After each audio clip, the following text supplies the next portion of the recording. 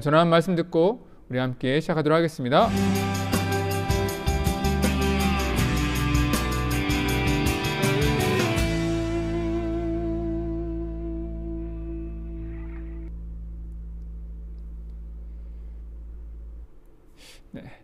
여러분 모두를 다시 한번 환영합니다.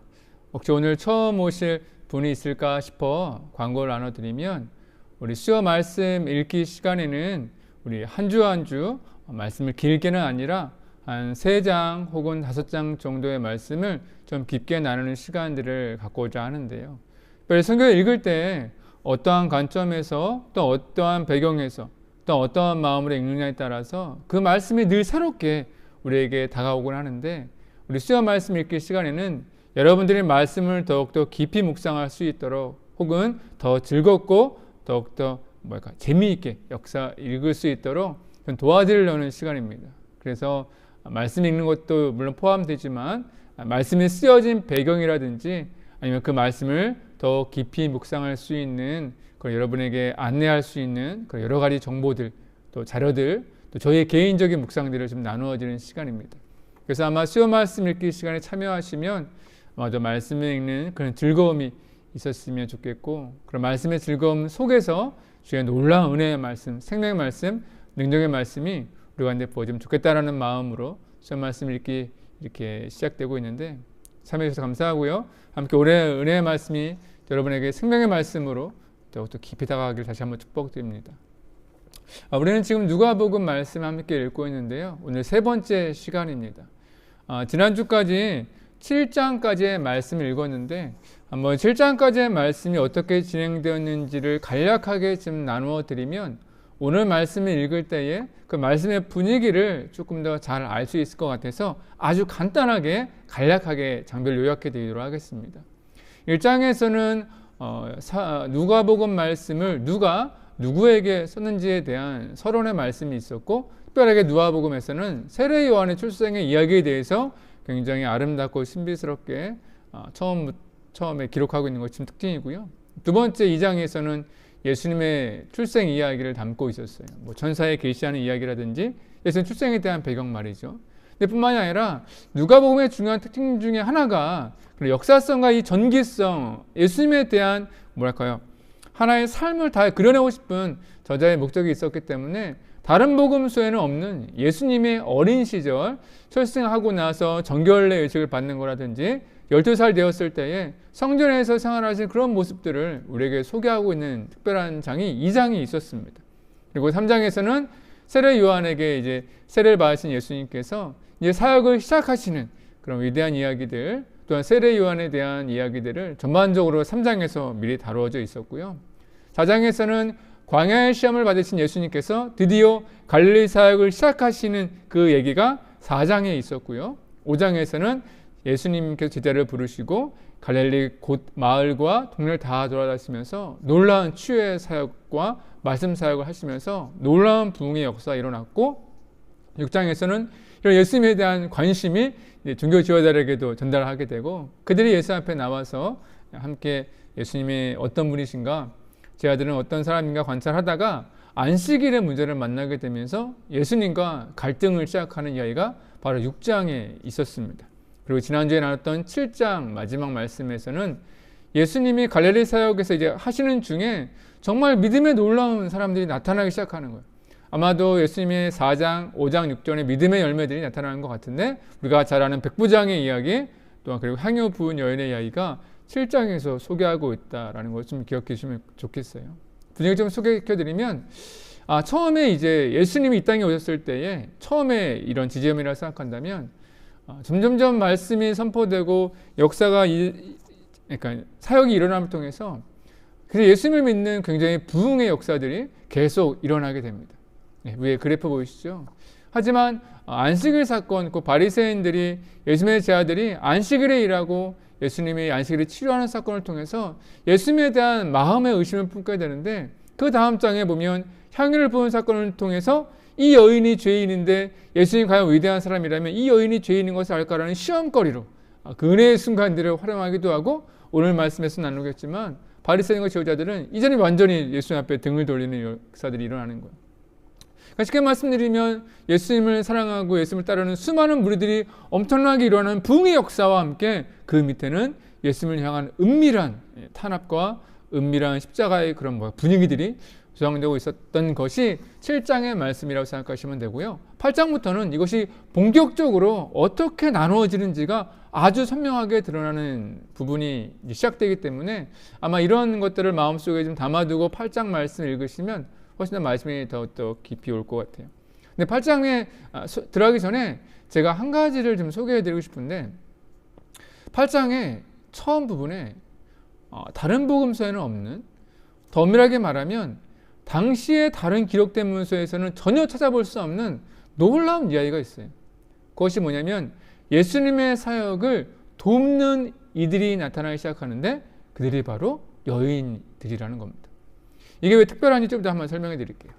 8장 말씀 같은 경우는 56장로 구성되어 있는데 총 6개의 단락의 이야기들로 한 장을 구성하고 있습니다. 첫 번째 단락의 1장부터 3장까지가 아까 말씀드린 것처럼 1장부터 7장까지가 예수님의 사역에 대해서 전반적인 소개였다면 8장부터 본격적으로 예수님이 무엇을 하고 싶은지 또 어떠한 것을 전했는지 누구를 세웠는지에 대해서 본격적으로 나타나기 시작하는데 그 처음 단락에서 뭘 소개시켜주고 있냐면 예수님을 도왔던 수많은 무리들 중에 자신의 물질을 소유를 헌신하면서 자신의 시간과 열정으로 들어가면서 섬기는 삶이 나타났는데 그들이 바로 여인들이라는 것을 소개하고 있어요. 그 중에는 치료받은 막달라 마리아 같은 여인도 있지만 헤롯의 청지기 곧 헤롯의 당시 이제 유대 분봉 아닙니까? 헤롯의 집을 관리하던 사람의 아내도 있었고 심지어 수산나와 다른 여인들은 소유를 팔아서 예수님을 직접 도왔다라고 성경은 소개하고 있어요. 근데 이것이 엄청나게 대단한 것이거든요. 왜냐하면 당시의 분위기를 보면 여인이 주도적으로 활동하는 것은 있을 수가 없는 시대입니다. 제가 저희 나라 하나 소개시켜 드릴게요. 한국교회 초대에 많은 부흥이 역사 일어나지 않습니까? 그때 그 부흥의 주도적인 역할을 했던 분들이 전도부인이라는 거예요. 지금 표현이 전도부인 하니까 굉장히 좀 이상하긴 하지만 당시에는 이렇게밖에 표현할 수가 없었던 시대니까 전도에 특별히 헌신한 사람들, 특별히 그냥 하는 것이 아니라 자신의 삶과 시간을 들여 전도에 대해서 직접 교육을 받고 전문적으로 전도를 향해 사역했던 그 분들이 전도부인이란 말입니다. 이분들을 통해서 저희 나라에 초대교회처럼 놀라운 부흥의 역사가 일어났어요. 그게 왜 그랬냐면 우리 선교사님들이 해외에서 들어오지 않았습니까? 근데 남자분들이 주로 활동하시잖아요. 선교사님이니까. 당시는 그랬어요.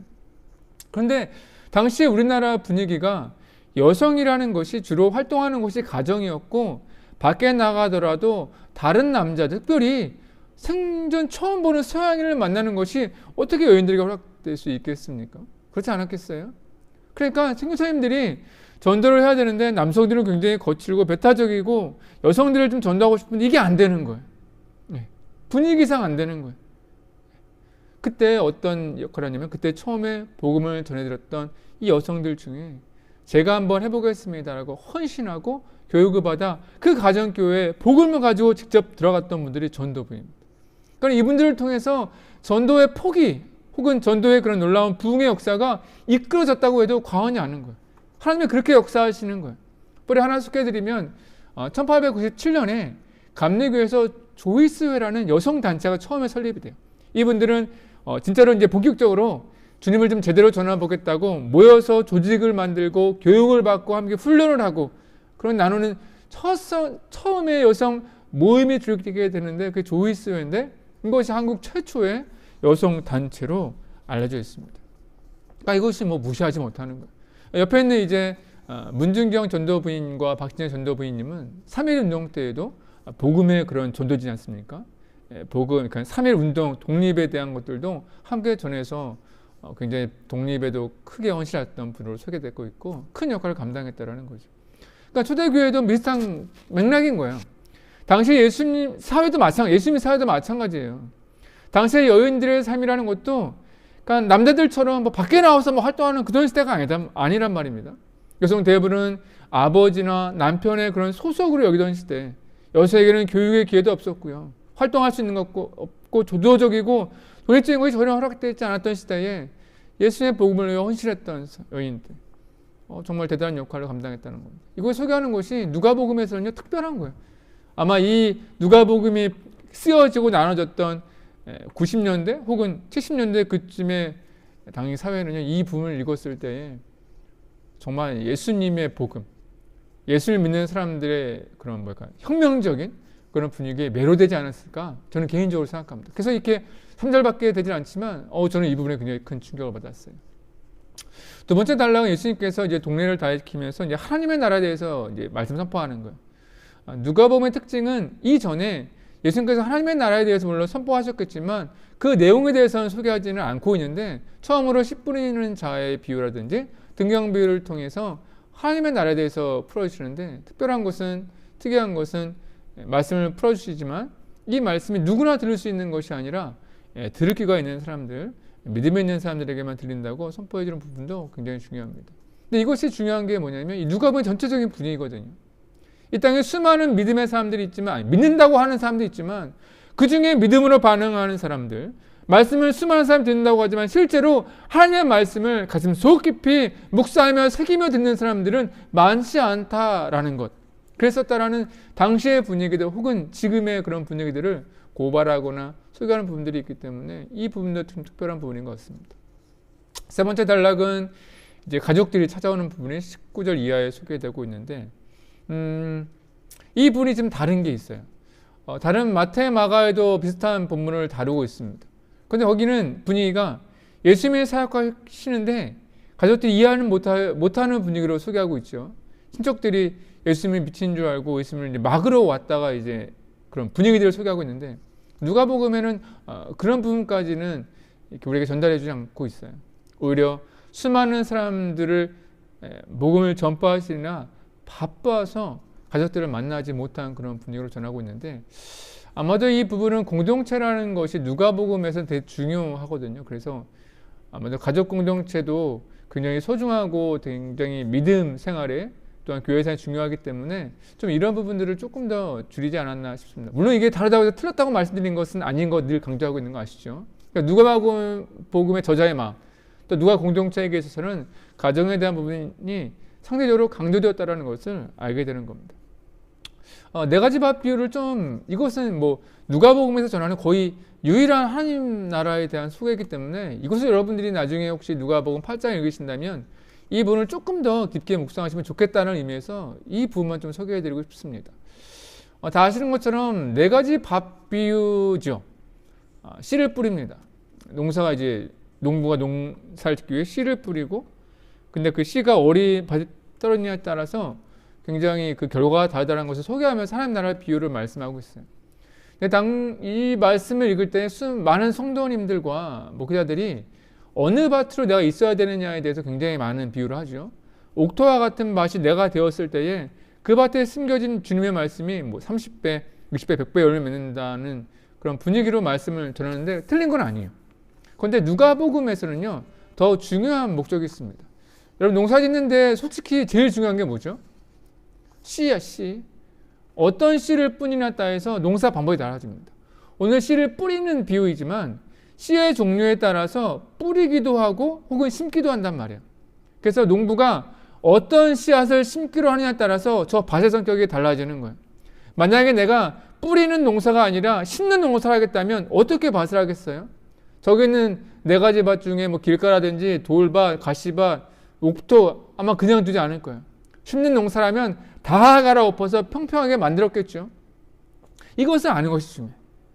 그래서 뿌리는 것이라는 것은 이 씨앗이 어떤 것인가의 전제에 대한 것들 한번 묵상해 보시고요. 두 번째는 사실 씨보다 중요한 게 농부거든요. 어떤 농부가 씨앗을 품고 가꾸느냐에 따라서 농부가 얼마나 성실하냐, 얼마나 노하우가 있냐, 그것이 사실은 농사의 승패를 가름하는 거 아니겠습니까? 그럼 뭐 베테랑 농부와 신입 농부가 어떻게 결과가 있겠어요? 근데 누가복음의 재미난 것은 씨에 대한 설명이 없고 뿌리는 사람에 대한 설명이 없고 밭에 대한 설명이 굉장히 길어요. 그 이유가 무엇이겠습니까? 좋은 씨와 최고의 농부라는 전제 하에 말씀을 전하고 있는 거예요. 오늘 농부는 너희들 마음에 씨를 뿌리는 자로 섰는데 그 농부는 최고의 농부야. 그래서 너에게 부름을 받지 못하는 것은 아까 처음에 했던 것처럼 들을 귀 있는 사람만 듣는다는 그 말씀처럼 너희가 그 말씀을 어떻게 마음판에 새기냐에 따라서 결과는 달라지는 거라고 소개하고 있는 거거든요. 여기 말씀을 읽으면서 나는 돌밭이니까 말씀이 잘 자라지 않을 거야. 뭐 이렇게 묵상하시면 안 되는 거죠. 내게 부어지는 씨앗, 나를 갖고 계시는 농부는 최고의 농부, 최고의 씨앗을 뿌렸어. 다른 말씀에도 있지만 예수님께서 우리에게 선물을 주신다면 어떤 선물을 주시겠습니까? 성령을 선물로 주시겠죠. 성경은 사실은 이 부분을 묵상하기 위해서는 성령에 대한 부분, 성령님이 우리 가운데 오신 성령의 말씀, 그 말씀으로 설명해줘요. 양이 아니라 누구로 전환해 주시는 것이 이 단락이라 굉장히 중요하거든요. 중요합니다. 다섯 번째 단락에는 예수님께서 6단락, 여섯 번째 단락과 이어지는 건데 예수님께서 만나시는 특별한 사람들의 이야기를 시리즈로 세 가지를 전하고 있어요. 첫 번째는 거라사 땅에 있는 이방인 귀신 들린 사람과, 두 번째는 회장 땅 야이로의 죽은 딸 만나는 이야기, 그 중간에 12에 혈루증하는 여인의 이야기인데, 전에 다른 복음서를 나눌 때에 이 세 가지 죽음이라든지 시신이라든지 필요하는 것은 이스라엘 사람들이 여기는 가장 부정한 거라고 말씀하지 않았습니까? 근데 예수님께서는요, 의도적으로 이 세 부류의 사람들을 찾아가시면서 이 모든 것들의 개념을 바꿔주시는 거예요. 정말 부정한 것이 무엇이냐? 너희가 정말 멀리해야 되는 것은 무엇이냐? 이 땅에 주님께서 오신다면 무엇을 바꾸시겠느냐? 아시는 것처럼 예수님이 이 땅에 오신 이유는 잠자는 자들, 눈먼 자들, 고통받는 자들, 소외된 자들, 그런 자들을 향해서 자유와 믿음과 구원을 선포하기 위해서였는데, 바로 그 대표적인 사람들이 이방인과 죽은 혹은 고통받는 그런 사람들이죠. 거기에 대한 이야기들이 굉장히 중요하게 다뤄지고 있습니다.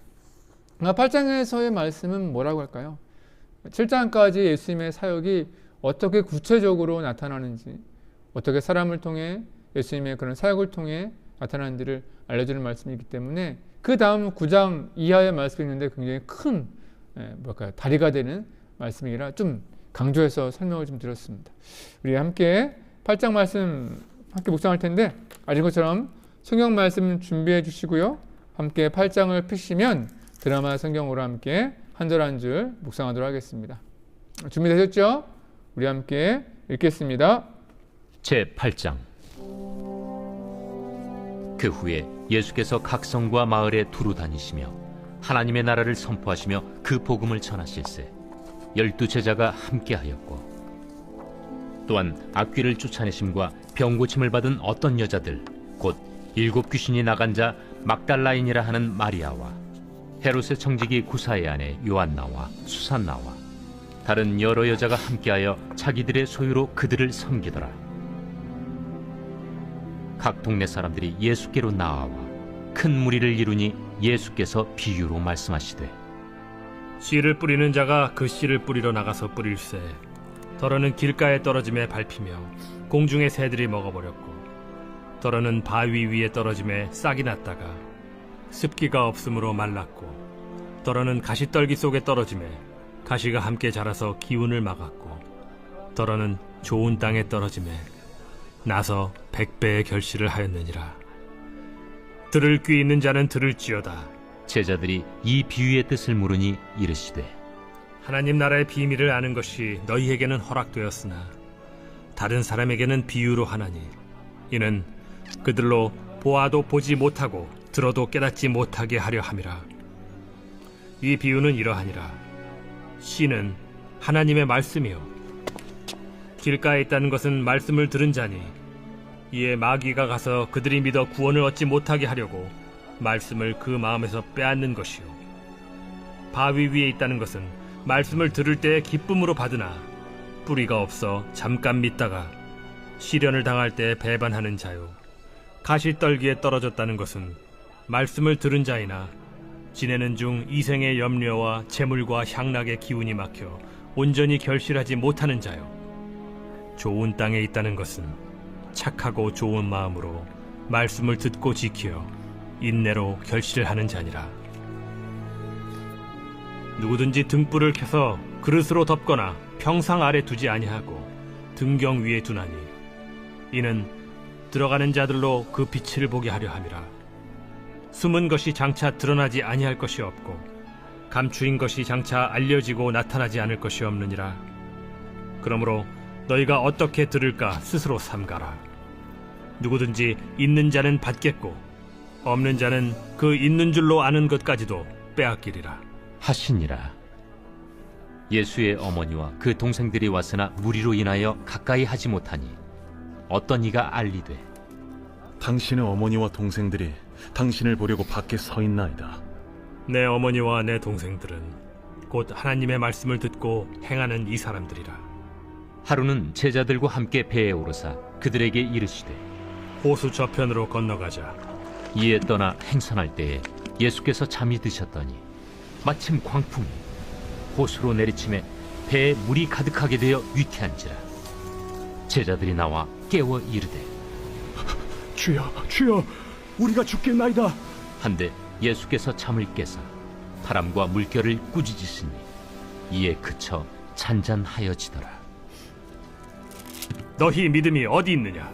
그들이 두려워하고 놀랍게 여겨 서로 말하되 그가 누구이기에 바람과 물을 명함에 순종하는가? 그들이 갈릴리 맞은편 거라사인의 땅에 이르러 예수께서 육지에 내리시며 그 도시 사람으로서 귀신 들린 자 하나가 예수를 만나니 그 사람은 오래 옷을 입지 아니하며 집에 거하지도 아니하고 무덤 사이에 거하는 자라. 예수를 보고 부르짖으며 그 앞에 엎드려 큰 소리로 불러 지극히 높으신 하나님의 아들 당신이 나와 무슨 상관이 있나이까? 당신께 구하노니 나를 괴롭게 하지 마옵소서. 이는 예수께서 이미 더러운 귀신을 명하사 그 사람에게서 나오라 하셨습니다. 내 이름이 무엇이냐? 군대라. 이는 많은 귀신이 들렸습니다. 무적행으로 들어가라 하지 마시기를 강구하더니 마침 그곳에 많은 돼지떼가 산에서 먹고 있는지라.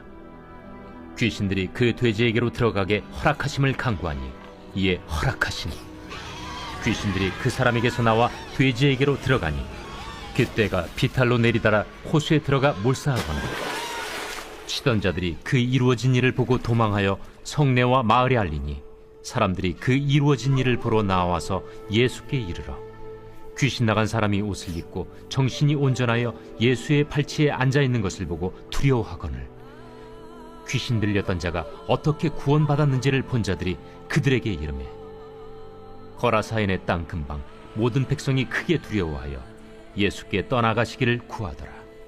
예수께서 배에 올라 돌아가실세 귀신 나간 사람이 함께 있기를 구하였으나 예수께서 그를 보내시며 이르시되 집으로 돌아가 하나님이 내게 어떻게 큰 일을 행하셨는지를 말하라 하시니 그가 가서 예수께서 자기에게 어떻게 큰 일을 행하셨는지를 온 성내에 전파하니라. 예수께서 돌아오심에 무리가 환영하니 이는 다 기다렸음이라. 이에 회당장인 야이루라 하는 사람이 와서 예수의 발 아래에 엎드려 자기 집에 오시기를 간구하니 이는 자기에게 12살 된 외딸이 있어 죽어가미러라. 예수께서 가실 때에 무리가 밀려들더라. 이에 12애를 혈루증으로 앓는 중에 아무에게도 고침을 받지 못하던 여자가 예수의 뒤로 와서 그의 옷가에 손을 대니 혈루증이 즉시 그쳤더라. 내게 손을 댄 자가 누구냐? 다 아니라 할 때에 베드로가 이르되 주여, 무리가 밀려들어 미나이다. 내게 손을 댄 자가 있도다. 이는 내게서 능력이 나간 줄 알미로다. 여자가 스스로 숨기지 못할 줄 알고 떨며 나아와 엎드리어 그 손댄 이유와 곧 나은 것을 모든 사람 앞에서 말하니 딸아, 네 믿음이 너를 구원하였으니 평안히 가라. 아직 말씀하실 때에 회당장의 집에서 사람이 와서 말하되 당신의 딸이 죽었나이다. 선생님을 더 괴롭게 하지 마소서. 예수께서 들으시고 이르시되 두려워하지 말고 믿기만 하라. 그리하면 딸이 구원을 얻으리라. 그 집에 이르러 베드로와 요한과 야고보와 아이의 부모 외에는 함께 들어가기를 허락하지 아니하시니라. 모든 사람이 아이를 위하여 울며 통곡하매 예수께서 이르시되 울지 말라. 죽은 것이 아니라 잔다. 그들이 그 죽은 것을 아는 고로 비웃더라. 예수께서 아이의 손을 잡고 불러 아이야, 일어나라. 그 영이 돌아와 아이가 곧 일어나거늘 예수께서 먹을 것을 주라 명하시니 그 부모가 놀라는지라. 예수께서 경고하사 이 일을 아무에게도 말하지 말라. 아멘.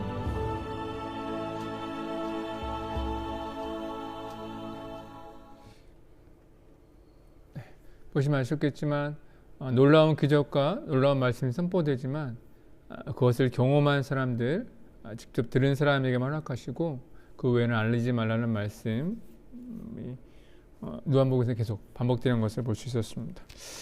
9장의 말씀은 62절이나 되는 좀 긴 장이라 단락도 9가지의 이야기를 하나에 묶어놓은 장입니다. 그래서 내용이 되게 많은 장이에요. 1장부터 6장까지는 제자들을 세우신 주님은 제자들을 지금까지 이제 데리고 다니시면서 제자들에게 말씀을 가르치시고 그다음에 능력을 보여주셨어요.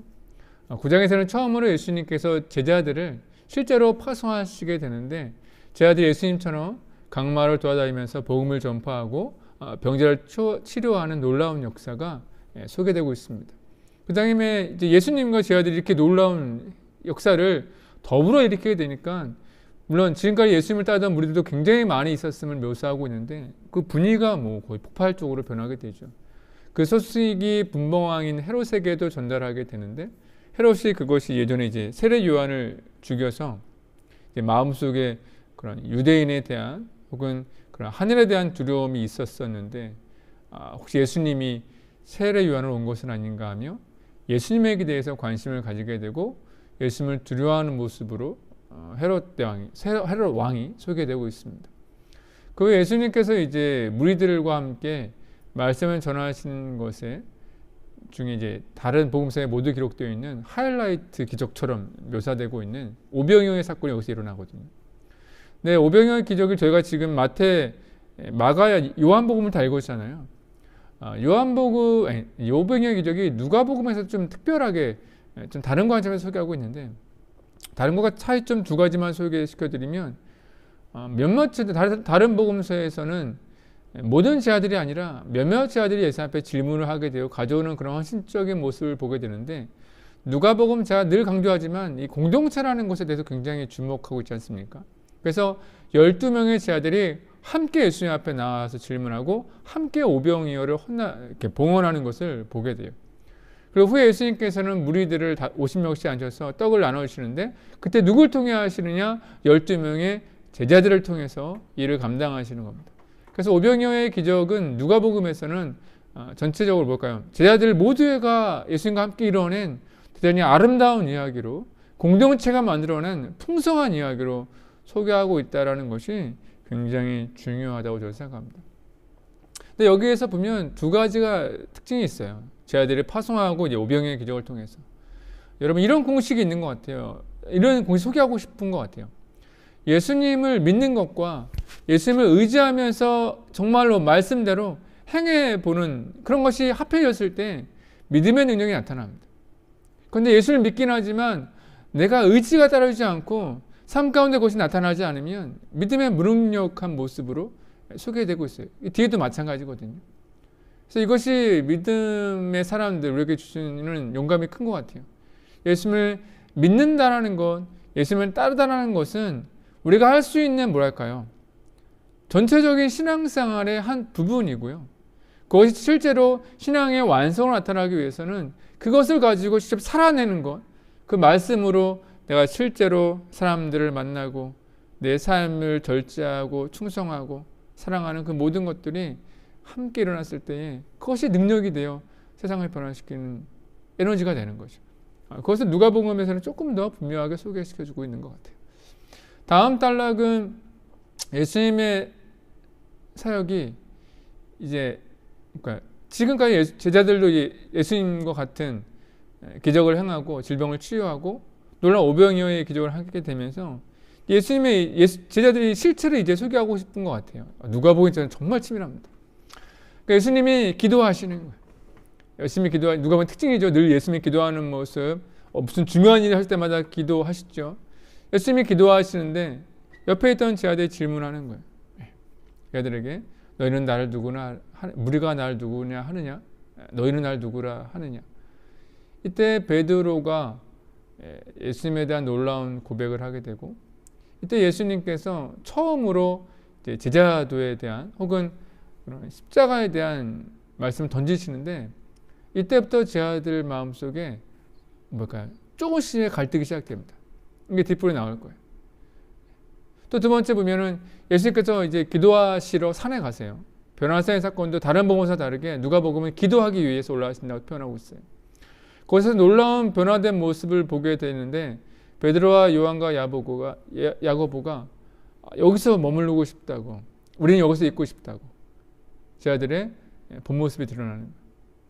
그때 하늘에서 구름이 내려오고 구름에서 하나님의 소리가 들리는 놀라운 역사를 기록하고 있죠. 그 다음에 예수님이 처음으로 이제 화를 내시는 부분이 나타나는 게 이제 6번째 단락인데, 산 밑에 내려오니까 이제 제자들의 민낯이 다 드러나는 거예요. 실제로 아까 말씀드렸던 것처럼 예수님과 함께 있었고 의지적으로 막 했을 때 능력이 나타나는데, 예수님을 믿긴 하지만 예수님이 따르지 않고 마음이 실제로 이제 약했었던 제자들 밑에서 치료하지 못하는 이야기가 역사가 일어나는 거예요. 귀신 들리는 아빠가 이제 아이를 데려왔는데 제자들한테 치료해 달라고 당신이 하지 않았습니까? 산에서 이제 있던 제자들은 못하는 거예요.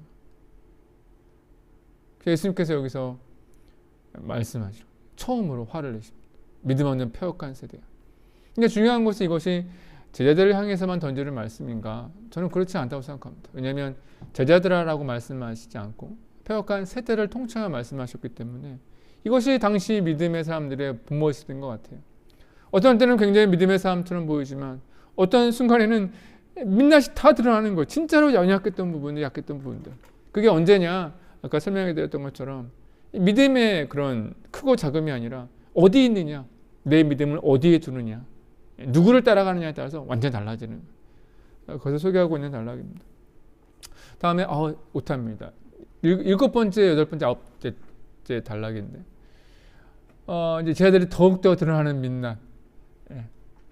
예수님이 십자가의 모습을 선포하시는데 두려워하고, 또 지나서 누가 더 크냐 싸우기도 하고, 십자가 앞에 걱정하기도 하고, 두 번째는 사마리아 땅에 이제 가시거든요. 예루살렘을 향해 가시는 게 사마리아 땅 들리시는데 그 사람들이 거부하게 됩니다. 그럴 수도 있죠. 근데 그때 제자들이 그들을 불러 심판해 달라고 정죄하는 일이 일어나요. 그때 예수님께서 혼을 내시는. 그러니까는 7장까지 8장까지 제자들이 성장하는 모습이었다면 이 9장에서는 정말 제자들의 정말 모습, 그들도 완전하지 않다는 것, 믿음에서 정말 중요한 것이 무엇이냐라는 것, 그것이 드러나는 순간입니다. 마지막 단락에서는 예수님을 향해 사람들이 이제 나오는 거예요. 그런 사람들에게도 주님께서 이제는 주문하십니다. 그 전까지는 무리들을 다 따라다녔죠. 다 영접했죠. 그때는 이제 따르게 주문하세요. 나를 따르려거든 가족이라든지 장래 그런 것들 다 그들에게 맡기고 지금 나를 따르라고 제안하시는 그런 실제적으로 이제 도전의 말씀들을 주시는 부분이 마지막 단락인데, 이게 제자도가 이제 바뀌는 거예요. 제자도가 바뀐다라는 것은 이것은 예전 것이 아니라 새롭게 됐다 이런 것이 아니라 처음에 제자의 모습, 중간에 제자의 모습, 이제 완성되어가는 제자들의 모습들이 다르고 거기에 따라서 주님께서 요청하신 것이 다르단 말이에요. 그런 부분들 한번 묵상하면서 9장의 말씀을 읽으시면 좋을 것 같아요. 아시겠지만 제자들의 모습은 드러나는 것이 아니라 이 안에 있는 것이 중요합니다. 드러났던 모습은 예수님의 수제자로서 수많은 일을 했지만 그 안에서 일어나는 수많은 갈등과 탐욕과 욕망의 모습들, 약함의 모습들, 이것이 우리의 모습이 아닌가. 이것이 분명하게 드러나는 것이 9장이라서 아마 이러한 이미지를 가지고 9장 말씀을 묵상하시면 도움이 될 것 같아요. 우리 9장의 말씀 함께 묵상하도록 하겠습니다. 시작입니다. 제9장. 예수께서 12제자를 불러 모으사 모든 귀신을 제어하며 병을 고치는 능력과 권위를 주시고 하나님의 나라를 전파하며 앓는 자를 고치게 하려고 내보내시며 이르시되, 여행을 위하여 아무것도 가지지 말라. 지팡이나 배낭이나 양식이나 돈이나 두벌 옷을 가지지 말며 어느 집에 들어가든지 거기서 머물다가 거기서 떠나라. 누구든지 너희를 영접하지 아니하거든 그 성에서 떠날 때 너희 발에서 먼지를 떨어버려 그들에게 증거를 삼으라. 제자들이 나가 각 마을에 두루 다니며 곳곳에 복음을 전하며 병을 고치더라. 분봉왕 헤롯이 이 모든 일을 듣고 심히 당황하니, 이는 어떤 사람은 요한이 죽은 자 가운데서 살아났다고도 하며 어떤 사람은 엘리야가 나타났다고도 하며 어떤 사람은 옛 선지자 한 사람이 다시 살아났다고도 함이라. 요한은 내가 목을 베었거늘 이제 이런 일이 들리니 이 사람이 누군? 죄송합니다. 다시 하겠습니다. 예, 기계적인 오류였습니다. 제 9장. 네, 죄송합니다. 예수께서 말씀 12제자를 다시 불러 하겠습니다. 모으사 모든 귀신을 제어하며 병을 고치는 능력과 권위를 주시고 하나님의 나라를 전파하며 앓는 자를 고치게 하려고 내보내시며 이르시되 여행을 위하여 아무것도 가지지 말라. 지팡이나 배낭이나 양식이나 돈이나 두벌 옷을 가지지 말며 어느 집에 들어가든지 거기서 머물다가 거기서 떠나라. 누구든지 너희를 영접하지 아니하거든 그 성에서 떠날 때 너희 발에서 먼지를 떨어버려 그들에게 증거를 삼으라. 제자들이 나가 각 마을에 두루 다니며 곳곳에 복음을 전하며 병을 고치더라. 분봉왕 헤롯이 이 모든 일을 듣고 심히 당황하니 이는 어떤 사람은 요한이 죽은 자 가운데서 살아났다고도 하며 어떤 사람은 엘리야가 나타났다고도 하며 어떤 사람은 옛 선지자 한 사람이 다시 살아났다고도 함이라. 요한은 내가 목을 베었거늘 이제 이런 일이 들리니 이 사람이 누군가? 하며 그를 보고자 하더라. 사도들이 돌아와 자기들이 행한 모든 것을 예수께 여쭈니 데려시고 따로 베세다라는 고을로 떠나가셨으나 무리가 알고 따라왔거늘 예수께서 그들을 영접하사 하나님 나라의 일을 이야기하시며 병 고칠 자들은 고치시더라. 날이 저물어가매 12사도가 나아와 여짜오되 우리를 보내어 두루 마을과 촌으로 가서 유하며 먹을 것을 얻게 하소서. 우리가 있는 여기는 빈 들이니이다. 너희가 먹을 것을 주라. 우리에게 떡 5개와 물고기 2마리밖에 없으니 이 모든 사람을 위하여 먹을 것을 사지 아니하고서는 할 수 없사옵나이다. 이는 남자가 한 5,000명 되밀어라. 때를 지어 한 50명씩 앉히라. 제자들이 이렇게 하여 다 앉힌 후 예수께서 떡 5개와 물고기 2마리를 가지사 하늘을 우러러 축사하시고 떼어 제자들에게 주어 무리에게 나누어 주게 하시니 먹고 다 배불렀더라. 그 남은 조각을 12바구니에 거두니라. 예수께서 따로 기도하실 때 제자들이 주와 함께 있더니 물어 이르시되 무리가 나를 누구라고 하느냐? 세례 요한이라 하고 더러는 엘리야라 더러는 옛 선지자 중에 한 사람이 살아났다 하나이다. 너희는 나를 누구라 하느냐? 베드로가 대답하여 이르되 하나님의 그리스도 신이이다. 하니 경고하사 이 말을 아무에게도 이르지 말라 명하시고 이르시되 인자가 많은 고난을 받고 장로들과 대제사장들과 서기관들에게 버림받아 죽임을 당하고 제3일에 살아나야 하리라. 아무든지 나를 따라오려거든 자기를 부인하고 날마다 제 십자가를 지고 나를 따를 것이니라. 누구든지 제 목숨을 구원하고자 하면 잃을 것이요 누구든지 나를 위하여 제 목숨을 잃으면 구원하리라. 사람이 만일 온 천하를 얻고도 자기를 잃든지 빼앗기든지 하면 무엇이 유익하리요? 누구든지 나와 내 말을 부끄러워하면 인자도 자기와 아버지와 거룩한 천사들의 영광으로 올 때 그 사람을 부끄러워하리라. 내가 참으로 너희에게 이르노니 여기 서 있는 사람 중에 죽기 전에 하나님의 나라를 볼 자들도 있느니라. 이 말씀을 하신 후 8일쯤 되어 예수께서 베드로와 요한과 야고보를 데리고 기도하시러 산에 올라가사 기도하실 때 용모가 변화되고 그 옷이 휘어져 광채가 나더라.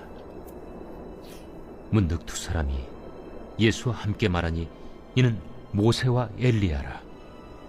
영광 중에 나타나서 장차 예수께서 예루살렘에서 별세하실 것을 말할세 베드로와 및 함께 있는 자들이 깊이 졸다가 온전히 깨어나 예수의 영광과 및 함께 선 두 사람을 보더니 두 사람이 떠날 때에 베드로가 예수께 여짜오되 주여, 우리가 여기 있는 것이 좋사오니 우리가 초막 셋을 짓되 하나는 주를 위하여, 하나는 모세를 위하여, 하나는 엘리야를 위하여 하사이다. 하되 자기가 하는 말을 자기도 알지 못하더라. 이 말할 즈음에 구름이 와서 그들을 덮는지라. 구름 속으로 들어갈 때 그들이 무서워하더니 구름 속에서 소리가 나서 이는 나의 아들 곧 택함을 받은 자니 너희는 그의 말을 들으라. 소리가 그침에 오직 예수만 보이더라. 제자들이 잠잠하여 그 본 것을 무엇이든지 그때에는 아무에게도 이르지 아니하니라. 이튿날 산에서 내려오시니 큰 무리가 맞을세 무리 중에 한 사람이 소리질러 이르되 선생님, 정컨대 내 아들을 돌봐 주옵소서. 이는 내 외아들이니이다. 귀신이 그를 잡아 갑자기 부르짖게 하고 경련을 일으켜 거품을 흘리게 하며 몹시 상하게 하고야 겨우 떠나가나이다. 당신의 제자들에게 내쫓아 주기를 구하였으나 그들이 능히 못하더이다. 믿음이 없고 패역한 세대여, 내가 얼마나 너희와 함께 있으며 너희에게 참으리요. 네 아들을 이리로 데리고 오라. 하시니 올 때 귀신이 그를 거꾸러뜨리고 심한 경련을 일으키게 하는지라. 예수께서 더러운 귀신을 꾸짖으시고 아이를 낳게 하사 그 아버지에게 도로 주시니 사람들이 다 하나님의 위엄에 놀라니라. 그들이 다 그 행하시는 모든 일을 놀랍게 여길세 예수께서 제자들에게 이르시되 이 말을 너희 귀에 담아두라. 인자가 장차 사람들의 손에 넘겨지리라. 그들이 이 말씀을 알지 못하니 이는 그들로 깨닫지 못하게 숨긴 바 되었습니다. 또 그들은 이 말씀을 묻기도 두려워하더라. 제자 중에서 누가 크냐 하는 변론이 일어나니 예수께서 그 마음에 변론하는 것을 아시고 어린아이 하나를 데려다가 자기 곁에 세우시고 그들에게 이르시되 누구든지 내 이름으로 이런 어린아이를 영접하면 곧 나를 영접하며 또 누구든지 나를 영접하면 곧 나를 보내신 이를 영접함이라. 너희 모든 사람 중에 가장 작은 그가 큰 자니라.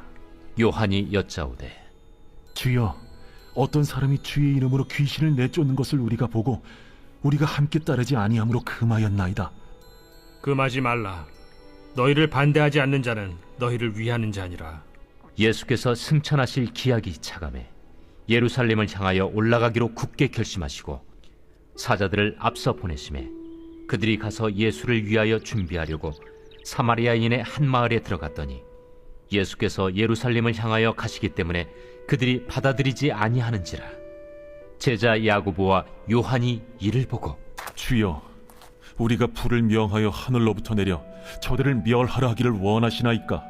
예수께서 돌아보시며 꾸짖으시고 함께 다른 마을로 가시니라. 길 가실 때에 어떤 사람이 여짜오되 어디로 가시든지 나는 따르리이다. 여우도 굴이 있고 공중의 새도 집이 있으되 인자는 머리둘 곳이 없도다. 또 다른 사람에게 나를 따르라. 나로 먼저 가서 내 아버지를 장사하게 허락하옵소서. 죽은 자들로 자기의 죽은 자들을 장사하게 하고 너는 가서 하나님의 나라를 전파하라. 주여, 내가 주를 따르겠나이다마는 나로 먼저 내 가족을 작별하게 허락하소서.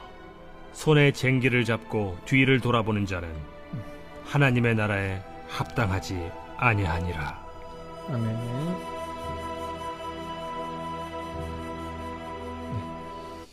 네. 10장 말씀을 함께 보도록 하겠습니다.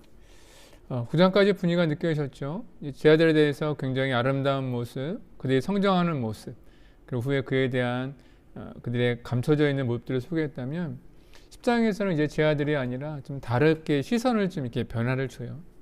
12제자가 아니라 또 다른 제자들이 있었는데 그 중에 예수님은 70명을 세워서 가시고자 하는 마을에 먼저 보내시는, 그래서 그 차트에 있는 것처럼 먼저 사람을 세우시는 것만 하시는 것이 아니라 그들 다시 한번 말씀을 세우시고 그들의 권능과 능력으로 세우심을 일어나는 일들이 일어나게 되고 그들이 돌아와서 엄청난 기쁨과 감사와 그런 감들을 주님 앞에 이제 고백하는 일들이 있죠. 그래서 자연스럽게 예수님의 일이 12명의 특별한 사람들이 아니라 예수님을 따라가던 사람들에게 이제 일어나는 점점 일이 확대되는 일, 또 그것이 후에 교회로까지 연결되는 그런 변화들을 소개하고 있습니다.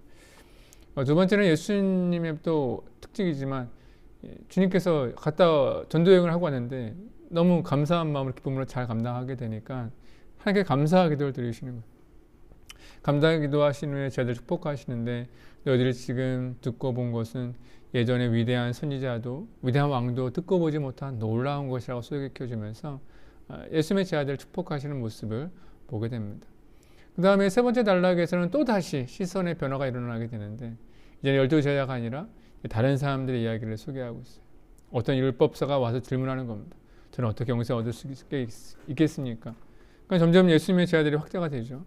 예수님께서 선한 사마리아 얘기를 통해서 제자가 되는 길에 대해서 소개시켜주는 부분이 있습니다. 그래서 율법교사라고 무조건 이렇게 방해하시거나 뭐 막으시는 그런 것이 아니라 그들에게도 제자로서 부르심을 받을 수 있는, 또 제자로서 살 수 있는 길을 안내해 주시는 것도 중요하고, 그렇게 제자의 모습들이 점점 이렇게 70명에서 더 넓은 곳으로 확대되는 것을 소개하고 있습니다. 다음에 네 번째 단락입니다. 다 죄송합니다. 가시는 길에 또 한 번의 시선의 변화인데 여인의 이야기를 소개시켜줘요.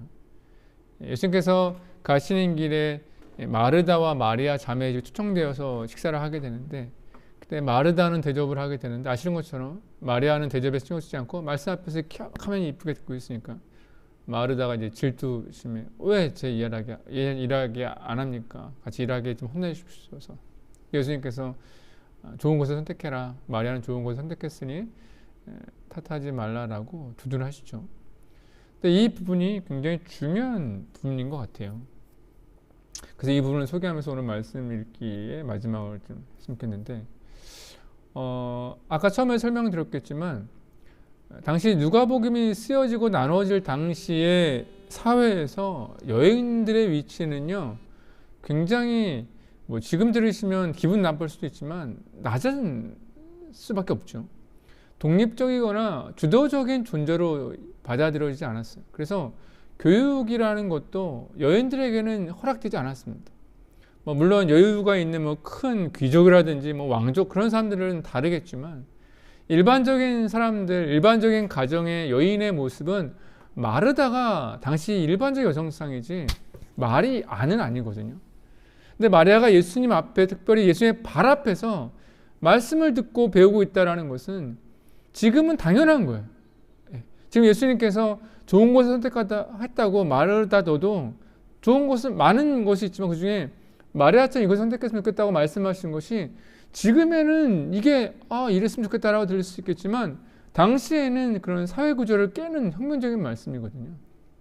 근데 이것이 왜 중요하냐면 예수님께서는 여성을 하나의 독립적인 존재로 인정해 주신 거죠. 독립적인 존재라는 것은 무엇이냐면 여인도 하나님의 자녀이고 여인도 말씀을 배워야 하고 여인도 밖에 나가 하나님의 자녀로서 살아야 하는 것을 도전을 주시는 거예요.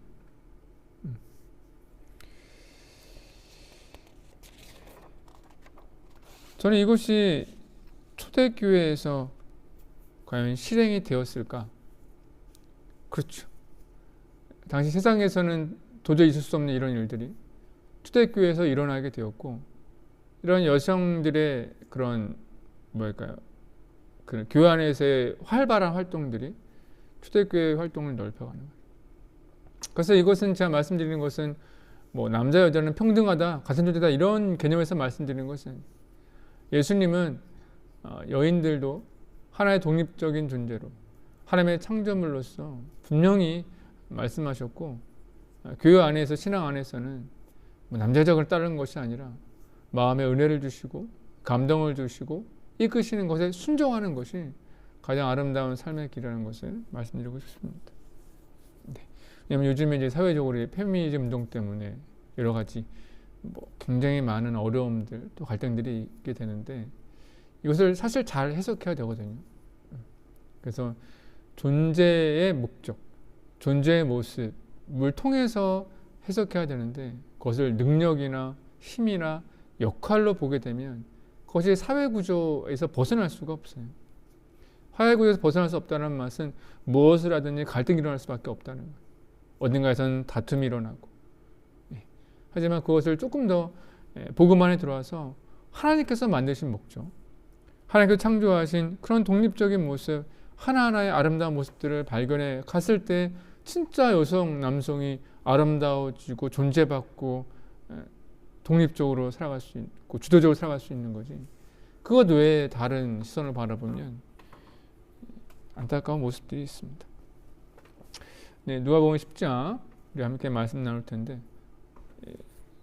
오늘 시간이 벌써 8시가 거의 가까워졌네요. 우리 오늘은 누가복음 10장까지의 말씀을 또 하겠습니다. 그래서 10장 읽으실 때는 여러분의 시선도 12제자가 아니라 다른 곳으로 이렇게 열려보시고 말씀 묵상하시면서 다른 곳에 열려있다면 그 가운데 나 역시도 포함되어 있다는 것도 잊어버리지 마시고 함께 말씀 읽었으면 좋겠습니다. 제10장. 그 후에 주께서 따로 70일을 세우사 친히 가시려는 각 동네와 각 지역으로 둘씩 앞서 보내시며 이르시되 추수할 것은 많되 일꾼이 적으니 그러므로 추수하는 주인에게 청하여 추수할 일꾼들을 보내주소서 하라. 갈지어다 내가 너희를 보냄이 어린 양을 이리 가운데로 보냄과 같도다. 전대나 배낭이나 신발을 가지지 말며 길에서 아무에게도 문안하지 말며 어느 집에 들어가든지 먼저 말하되 이 집이 평안할지어다 하라. 만일 평안을 받을 사람이 거기 있으면 너희의 평안이 그에게 머물 것이요 그렇지 않으면 너희에게로 돌아오리라. 그 집에 유하며 주는 것을 먹고 마시라. 일꾼이 그 삭스를 받는 것이 마땅하니라. 이 집에서 저 집으로 옮기지 말라. 어느 동네에 들어가든지 너희를 영접하거든 너희 앞에 차려놓은 것을 먹고 거기 있는 병자들을 고치고 또 말하기를 하나님의 나라가 너희에게 가까이 왔다 하라. 어느 동네에 들어가든지 너희를 영접하지 아니하거든 그 거리로 나와서 말하되 너희 동네에서 우리 발에 묻은 먼지도 너희에게 떨어버리노라. 그러나 하나님의 나라가 가까이 온 줄을 알라 하라. 내가 너희에게 말하노니 그날에 소돔이 그 동네보다 견디기 쉬우리라. 화 있을진저 고라시나 화 있을진저 벳세다야. 너희에게 행한 모든 권능을 두로와 시돈에서 행하였더라면 그들이 벌써 베옷을 입고 제에 앉아 회개하였으리라. 심판 때에 두로와 시돈이 너희보다 견디기 쉬우리라. 가버나움아 내가 하늘에까지 높아지겠느냐 음부에까지 낮아지리라. 너희 말을 듣는 자는 곧 내 말을 듣는 것이요 너희를 저버리는 자는 곧 나를 저버리는 것이요 나를 저버리는 자는 나 보내신 이를 저버리는 것이라. 70인이 기뻐하며 돌아와 이르되 주여 주의 이름이면 귀신들도 우리에게 항복하더이다. 사탄이 하늘로부터 번개같이 떨어지는 것을 내가 보았노라. 내가 너희에게 뱀과 전갈을 밟으며 원수의 모든 능력을 제어할 권능을 주었으니 너희를 해칠 자가 결코 없으리라. 그러나 귀신들이 너희에게 항복하는 것으로 기뻐하지 말고 너희 이름이 하늘에 기록된 것으로 기뻐하라. 그때 예수께서 성령으로 기뻐하시며 이르시되 천지의 주제이신 아버지여 이것을 지혜롭고 슬기 있는 자들에게는 숨기시고 어린아이들에게는 나타내심을 감사하나이다. 옳소이다. 이렇게 된 것이 아버지의 뜻이니이다.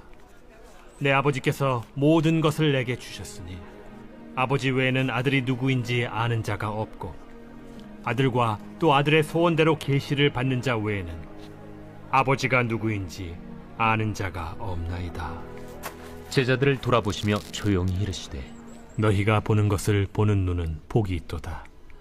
내가 너희에게 말하노니 많은 선지자와 임금이 너희가 보는 바를 보고자 하였으되 보지 못하였으며 너희가 듣는 바를 듣고자 하였으되 듣지 못하였느니라. 어떤 율법 교사가 일어나 예수를 시험하여 이르되 선생님, 내가 무엇을 하여야 영생을 얻으리이까? 율법에 무엇이라 기록되었으며 네가 어떻게 읽느냐? 내 마음을 다하며 목숨을 다하며 힘을 다하며 뜻을 다하여 주 너희 하나님을 사랑하고 또한 내 이웃을 내 자신같이 사랑하라 하였나이다. 내 대답이 옳도다. 이를 행하라. 그러면 살리라. 그 사람이 자기를 옳게 보이려고 예수께 여짜오되 그러면 내 이웃이 누구니이까? 어떤 사람이 예루살렘에서 여리고로 내려가다가 강도를 만나매 강도들이 그 옷을 벗기고 때려 거의 죽은 것을 버리고 갔더라. 마침 한 제사장이 그 길로 내려가다가 그를 보고 피하여 지나가고 또 이와 같이 한 레위인도 그곳에 이르러 그를 보고 피하여 지나가되 어떤 사마리아 사람은 여행하는 중 거기 이르러 그를 보고 불쌍히 여겨 가까이 가서 기름과 포도주를 그 상처에 붓고 싸매고 자기 짐승에 태워 주막으로 데리고 가서 돌보아 주니라. 그 이튿날 그가 주막 주인에게 데나리온 2를 내어주며 이르되 이 사람을 돌보아 주라. 비용이 더 들면 내가 돌아올 때에 갚으리라 하였으니 네 생각에는 이 세 사람 중에 누가 강도 만난 자의 이웃이 되겠느냐? 자비를 베푼 자니이다. 가서 너도 이와 같이 하라. 그들이 길 갈 때에 예수께서 한 마을에 들어가시매 마르다라 이름하는 한 여자가 자기 집으로 영접하더라. 그에게 마리아라 하는 동생이 있어 주의 발치에 앉아 그의 말씀을 듣더니 마르다는 준비하는 일이 많아 마음이 분주한지라 예수께 나아가 이르되 주여, 내 동생이 나 혼자 일하게 두는 것을 생각하지 아니하시나이까? 그를 명하사 나를 도와주라 하소서. 마르다야, 마르다야, 네가 많은 일로 염려하고 근심하나 몇 가지만 하든지 혹은 한 가지만이라도 족하니라. 마리아는 이 좋은 편을 택하였으니 빼앗기지 아니하리라. 아멘.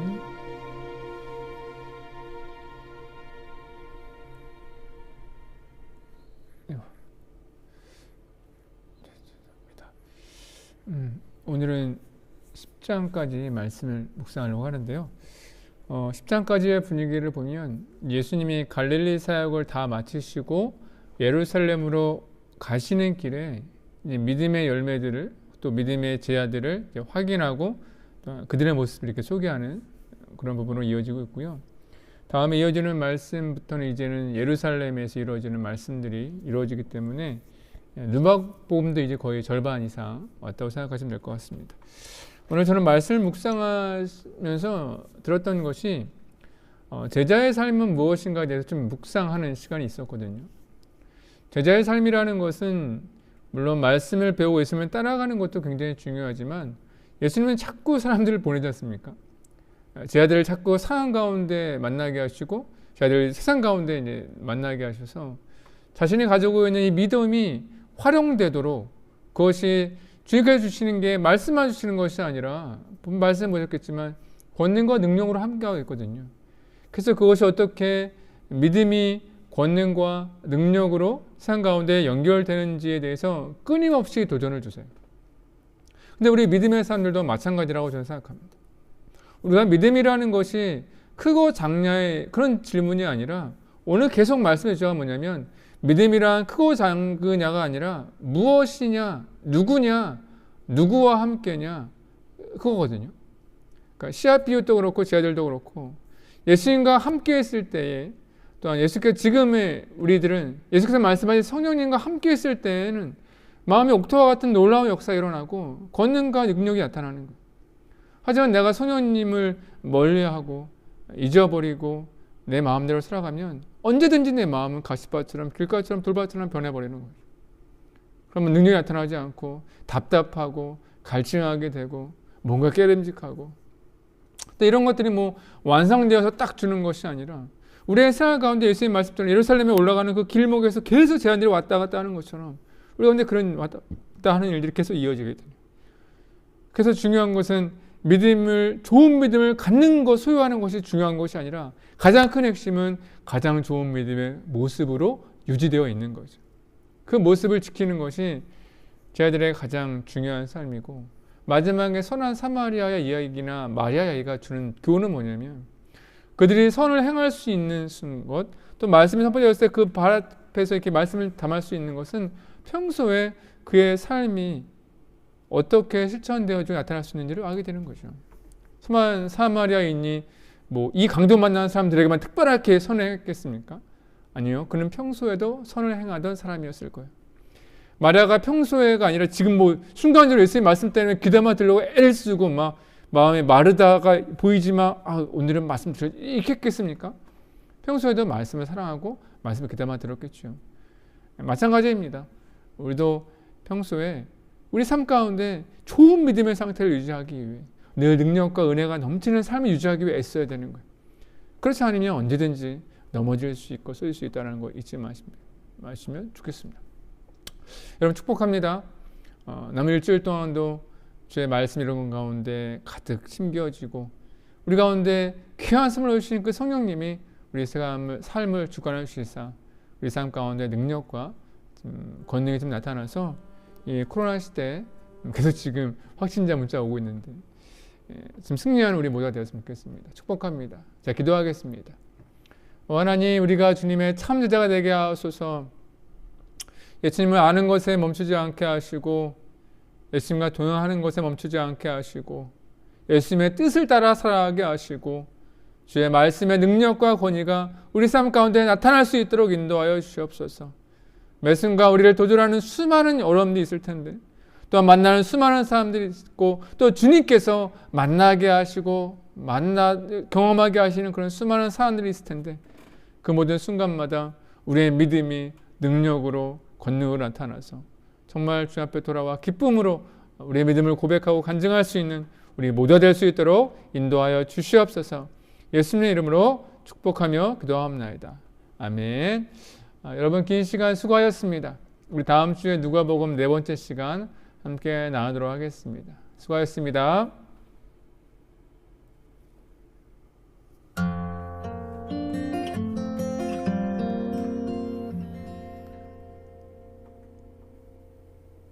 내 삶에 들어온 주님의 말씀이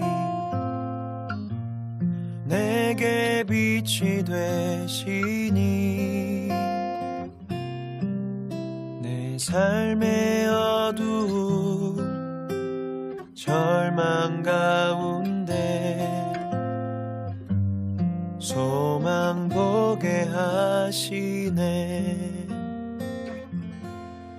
내 삶에 들어온 주님의 말씀이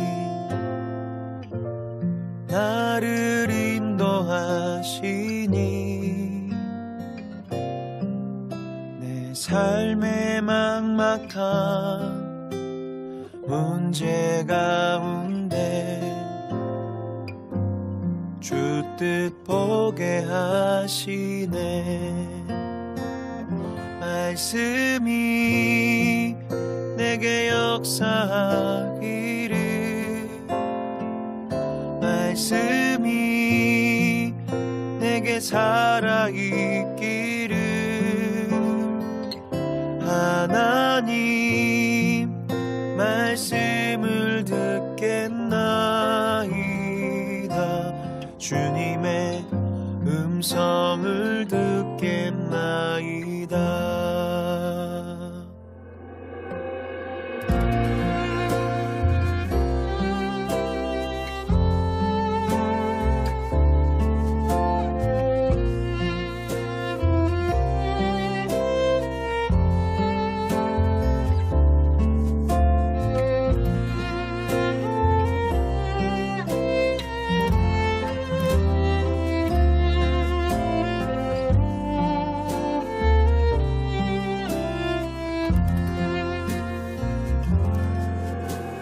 삶에 들어온 주님의 말씀이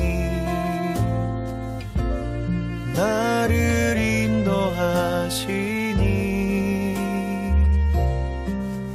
내 삶의 막막한 문제 가운데 주 뜻 보게 하시네. 말씀이 내게 역사하기를 말씀이 내게 살아있기를 하나님 말씀을 듣겠나이다 주님의 음성을 듣겠나이다 말씀이 내게 역사하기를 말씀이 내게 살아있기를 하나님 말씀을 듣겠나이다 주님의 음성을 듣겠나이다 주님의 말씀을 듣겠나이다 주님의 뜻대로 살겠나이다